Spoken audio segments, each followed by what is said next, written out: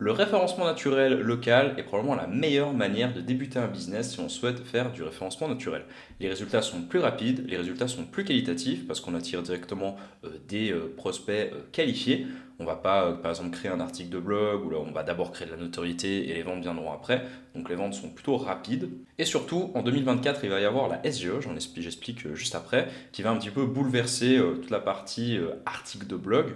Donc faire du référencement local, c'est vraiment l'opportunité pour 2024 pour faire du référencement naturel. Pourquoi prioriser le référencement local dans sa stratégie? Si vous ne le savez pas encore, il y a la SGE, Share Generative Experience, qui va apparaître sur les résultats de Google. Donc c'est tout simplement cette espèce de petite bulle verte que vous avez là à l'écran. Et en fait, ça va résumer toutes les parties informatives qu'on aurait besoin de savoir lorsqu'on fait une recherche. Par exemple, là, on a fait une recherche qui est Meryl's Murder. Et après, l'IA générative a donné la réponse avec les sources qu'il a utilisées pour générer sa réponse. Et ça va drastiquement réduire les taux de clics. Du coup, un moyen de se prévenir de ça, c'est de partir sur du référencement local, car ce ne sera pas ou très très peu impacté par la Share Generative Experience. Et c'est probablement ça qui vous donnera le plus de résultats en 2024 si vous souhaitez trouver des clients. Dans cette vidéo, je vais aborder un petit peu tous les concepts plutôt pratiques sur comment mettre en place une stratégie de référencement local, mais je ne vais pas vous présenter les micro-formats, la collecte d'avis, l'inscription aux annuaires locaux, etc. dans cette vidéo. Du coup, si vous voulez un complément d'information et également avoir à l'écrit ce que j'explique dans la vidéo, eh ben vous avez le lien de l'article Comment faire du référencement local en 2024 en description de la vidéo. Bon, quand on parle de référencement local, c'est quoi? Il y a deux choses. De une, il y a l'espèce de petite bulle de la Google Maps. Donc ça, ce sera directement votre fiche Google My Business qui va apparaître là-dessus. Et après, vous avez également les résultats naturels de Google. Il faut savoir que c'est pas du tout le même algorithme pour se positionner ici et se positionner là. Vous pouvez apparaître dans Google Maps sans avoir de site internet. Et vous pouvez apparaître ici sans avoir de fiche Google Maps. Donc vraiment les deux choses sont à dissocier. Et en premier lieu, je vais vous montrer comment optimiser votre site internet pour apparaître sur les résultats locaux. Et après, dans la deuxième partie de la vidéo, on travaillera sur la partie Google My Business. Apparaître dans les résultats de recherche pour du référencement local, c'est assez puissant. Lorsqu'une personne va par exemple écrire consultant SEO Genève, et ben Google va mettre en avant les pages qui sont optimisées pour cette requête. Et on peut voir par exemple qu'il y a le site de Paul Vengeon qui apparaît dans Consultant SEO Genève. Mais là où on peut un petit peu tricher, c'est que si on tape Consultant SEO Paris, eh ben on retrouve le site de Paul Vengeon. Ok, bon il est à Genève et à Paris, bizarre, peut-être qu'il fait des déplacements. Et si on tape Consultant SEO Canada, eh ben on peut voir qu'il apparaît également dans la requête Canada. Et c'est là toute la puissance d'optimiser ces pages avec des pages qui visent des requêtes locales sans passer par la fiche Google My Business, c'est qu'on peut vraiment se positionner sur toutes les localités. Pour faire ce référencement, on va prendre l'exemple de Paul Vengeon. Donc là, en soi, lui, dans sa stratégie, il va mettre dans son métatitre consultant SEO Genève, donc la localité. Il va faire un espèce de petit call to action parce que son but c'est de convertir. Il a rajouté les étoiles pour avoir un meilleur taux de clic dans la SERP. Ensuite, il va partir en mode article de blog assez complet qui va un petit peu parler sur quasiment tous les sujets autour de consultants SEO, etc. Et après, tout en bas, il va avoir un petit truc de maillage interne. Donc juste ici, on peut voir que si on met consultant SEO, eh ben, il a un espèce de maillage interne, un petit peu de bourrin, si j'ai envie de dire, où là, vraiment, il link toutes ces pages entre elles.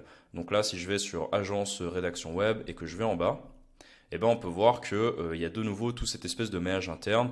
Alors moi, je vous recommande pas spécialement de créer un maillage interne aussi bourrin. Moi, ce que je recommande plutôt, ce serait que dans vos pages consultant SEO, vous allez relier toutes vos pages consultant SEO entre elles. Par exemple, pourquoi pas créer une bulle consultant SEO et en dessous, vous avez toutes vos pages pour consultants.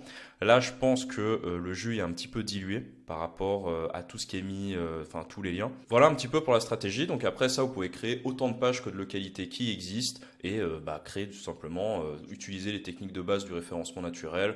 Donc répondre à l'intention de recherche, mettre son mot-clé au bon endroit, pourquoi pas mettre des backlinks, travailler sa notoriété, etc. Instant pub, j'ai fait un guide de la rédaction SEO. Si vous voulez écrire des pages, comme par exemple les pages sur le référencement local, Vous avez un guide en bas sur comment créer une page qui va performer en référencement naturel. Vous avez comment trouver l'intention de recherche, comment savoir quoi écrire, comment l'écrire, quoi apporter, etc. Vous avez vraiment tout foncé.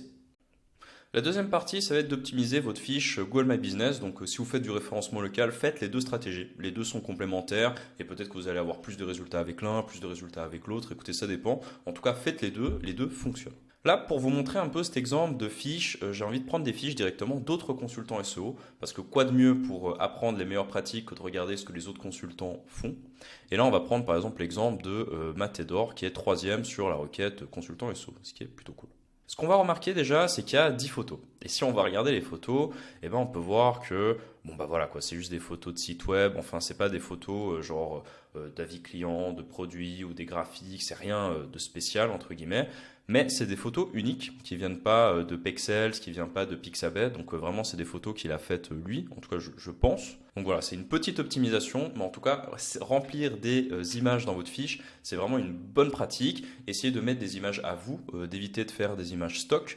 Et si vous pouvez, rajouter des vidéos. Donc, parce que les vidéos, en fait, ça bouge un petit peu dans la SERP, ça attire le clic, c'est assez sympa à voir. Donc là, j'ai pas l'exemple, mais ça peut être sympa. Dans le titre de sa page, on peut voir qu'il a mis directement consultant SEO à Genève. Donc là, il vise vraiment la localité pour le métier. Si vous êtes par exemple plombier à Paris, eh ben, je vous recommande de mettre plombier Paris, plomberie SARL, enfin selon comment vous appelez dans votre entreprise, mais en tout cas de mettre le nom du métier directement dans le titre de votre fiche. La collecte d'avis est quand même assez important. On peut voir que la fiche, il y a très peu d'avis. Mais bon, quand on voit les concurrents, on peut voir qu'il n'y a pas grand-chose. Mais si vous allez dans des fiches de plombier, bah là, vous avez souvent du 200, 300, 400 avis. Et là, ça va être quasiment obligatoire d'aller à la collecte d'avis et d'essayer d'en avoir autant, voire plus que les concurrents. Mais là, pour consultants SEO, comme les concurrents n'ont pas beaucoup d'avis, bah effectivement, le besoin est moindre. Une autre petite optimisation, c'est de mettre directement vos profils des réseaux sociaux, surtout si vous publiez dans vos réseaux sociaux. Donc moi en soi, ce que je crois dans Google, c'est qu'il va de plus en plus se fier à l'influence des réseaux sociaux pour mettre en avant des sites internet et des entreprises. Donc pour ajouter les réseaux sociaux sur votre fiche, donc je vous montre avec ma fiche Code Bruno, vous allez dans éditer la fiche. Hop, petit screen. Et ensuite ici, vous avez profil réseaux sociaux. Et après ici, vous allez pouvoir mettre par exemple votre LinkedIn, moi mon YouTube, etc. Mais vous pouvez également mettre Twitter, TikTok, Facebook, Pinterest, etc. Quatrième optimisation qui peut être faite, c'est directement d'aller dans la description. Hop. Et là, on peut voir que dans sa description, il a mis web et SEO, donc qui vise la requête, optimisation, moteur de recherche. Il parle également un petit peu de son vécu, de son expérience, etc. Et c'est exactement ce qu'il faut faire avec cette description. Donc dans la description, vous mettez votre mot-clé. Je fais de la plomberie avec, par exemple, 2-3 exemples de services comme déboucher des tuyaux, créer des canalisations, enfin peu importe. Et après, vous mettez, ça fait depuis X années que je travaille, etc. Apport d'expérience pour montrer que vous êtes expérimenté là-dedans. Donc la description, ça sert à montrer que vous êtes expérimenté et également mettre votre mot-clé. Petit bonus dans les avis. Essayez d'avoir des avis où justement ils mettent le terme consultant SEO. Donc là, on peut voir cet avis-là. Je suis sûr à 100% que ça va être un ami à lui qui a dû le faire parce qu'il n'y a qu'un seul avis.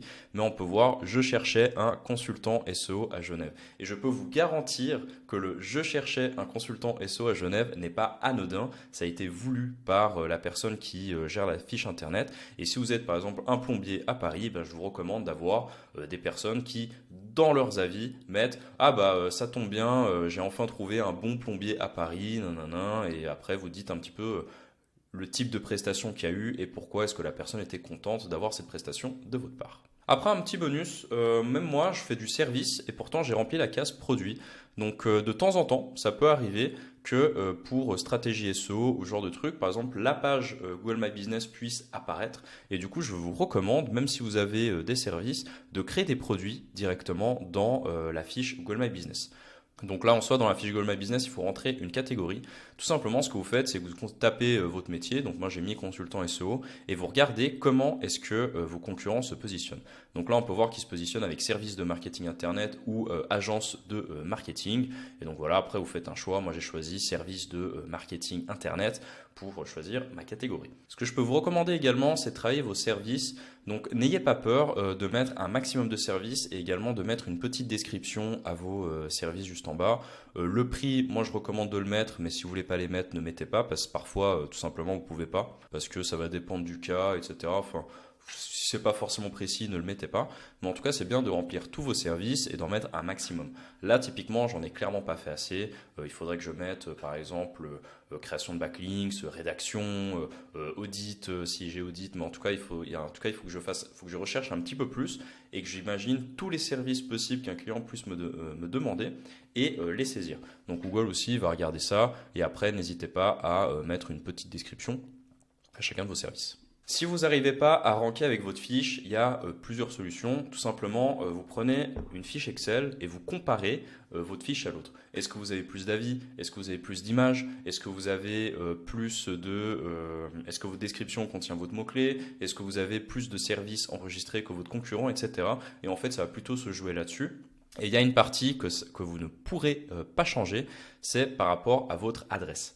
Typiquement, là, moi j'ai saisi l'adresse Chemin du Fif de Chapitre 7, qui se situe un tout petit peu sur le côté de Genève. Mais le mieux pour moi, si j'aimerais être positionné sur consultant SEO Genève, ce serait d'avoir une boîte postale au centre de la ville pour être mieux positionné. Typiquement, si une personne fait une recherche consultant SEO, je ne sais pas, vers vendeur, un petit peu à droite de la ville, eh ben, il y a très peu de chances que j'apparaisse. En fait, il y a plus de chances que les gens qui voient ma fiche se trouvent dans cette zone-là plutôt que dans le reste de Genève. Du coup, plus vous êtes au centre de votre ville et plus vous êtes au centre de votre localisation, plus vous allez avoir un avantage parmi vos concurrents. Donc pourquoi pas payer une boîte postale pour y positionner votre adresse et être mieux positionné pour votre référencement. J'espère que cette vidéo vous a plu, donc si vous avez des questions, n'hésitez pas, il y a l'espace commentaire. Pour voir une nouvelle vidéo et apprendre encore plus dans le référencement naturel, une nouvelle vidéo est proposée ici. Pour vous abonner à la chaîne, vous avez ma tête juste ici, il faut cliquer dessus. Merci d'avoir regardé la vidéo et à bientôt.